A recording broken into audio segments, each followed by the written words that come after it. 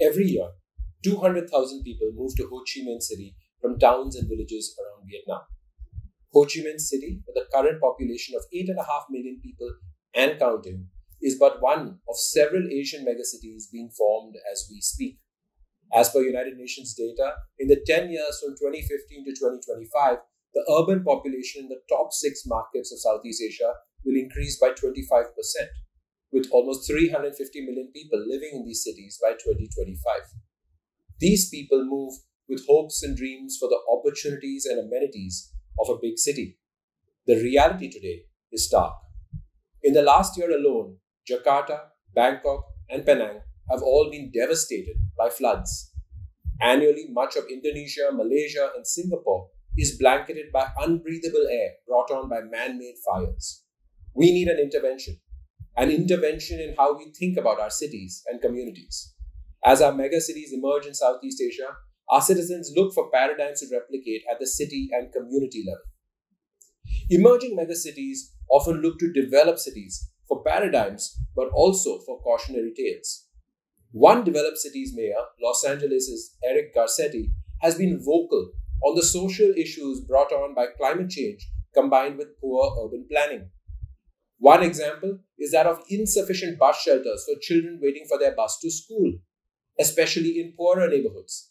With the intense heat waves, which are now the norm in Southern California, Mayor Garcetti has data showing that children in poor communities are less likely to do homework when they have suffered from heat exhaustion.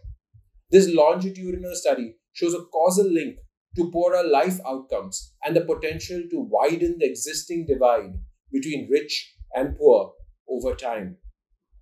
This has big social implications. It is a lesson our Asian cities with large populations of poorer people can ill afford to ignore. Other cities are proactively building their future. Building a transportation future that is low in emissions will be a key piece to the urban puzzle. In Tel Aviv, Israel, they are testing an electric road to charge public buses. By putting copper coils underneath the road and special receivers on buses that allow them to tap into the energy flowing beneath the road, they feel they have taken a big step towards an efficient solution to vehicle pollution in their city. Reducing the usage of personal cars for mobility is a vision shared by many developed cities. Helsinki took it a step further in 2017 and launched a special app, WIM, which offers MaaS, Mobility as a Service. A single subscription gets you access to buses, taxis, bicycles, e-scooters, or even ferries. This service was expanded to Birmingham in England, Antwerp, and Vienna. The citizens of our Asian cities have seen these changes and expressed their opinions in no uncertain terms. The citizens of Hanoi ran a well-attended seminar to pool ideas for green development. This incorporated ideas from both international and local experiences. Last year, some Jakarta residents even sued their government over the toxic levels of air pollution. In Bangkok, the government has a strong recommendation to provide good financial incentives to households to adopt solar energy generation.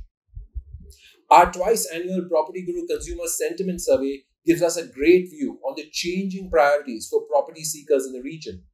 In the last 2 years, we have seen a strong shift.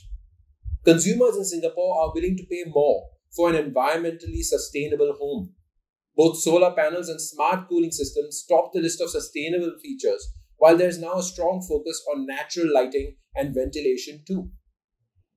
With this clear input and feedback, our city and township builders, including those working on a brand new capital city for Indonesia, are starting to act.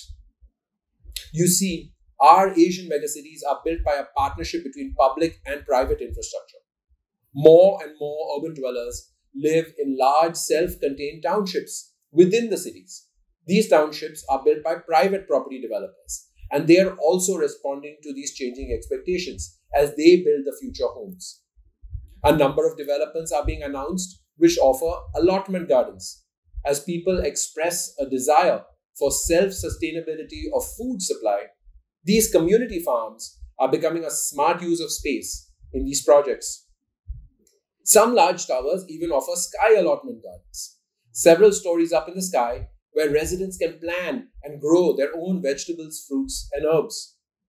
With digital solutions to drive more efficient energy and water, and app-based notifications to service wasteful appliances or manage landscaping, Asian developers are leaping into the digital age. But it's not just about what they are building, it's also how they are building our future homes. Prefab skyscrapers that deliver less noise and waste during the construction period are coming to our cities. The world's tallest prefabricated skyscrapers will rise in Singapore, but are being built across the border in Malaysia. Our PropertyGuru Asia Property Awards have seen a 50% increase in developers submitting entries for categories such as Best Green Development and Special Recognition in Sustainable Construction and Design. Entering these categories requires them to have either received or applied for recognized green certifications. This includes the world's first EDGE Zero Carbon certified building in Manila, Philippines. But private construction alone won't solve our problems. Public infrastructure and policies need to change too. While more projects are offering electric vehicle chargers, will we see more EV subsidies to encourage adoption? What about an electric road like in Tel Aviv? While green loans for property developers exist, how about green loans for consumers who buy more sustainably built homes? Mobility is a big focus for many cities. The Wim Maz app I mentioned earlier from Helsinki, well, it's launched in Tokyo and in Singapore too. And finally, modular construction could greatly improve traffic, air, and noise pollution. But we need to see more policies oriented to driving this change. Climate change is here. Urbanization is here.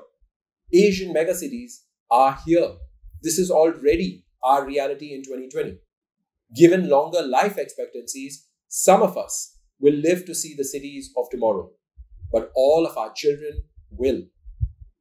We owe it to them to build the homes and cities of tomorrow, not to replicate the cities of yesterday.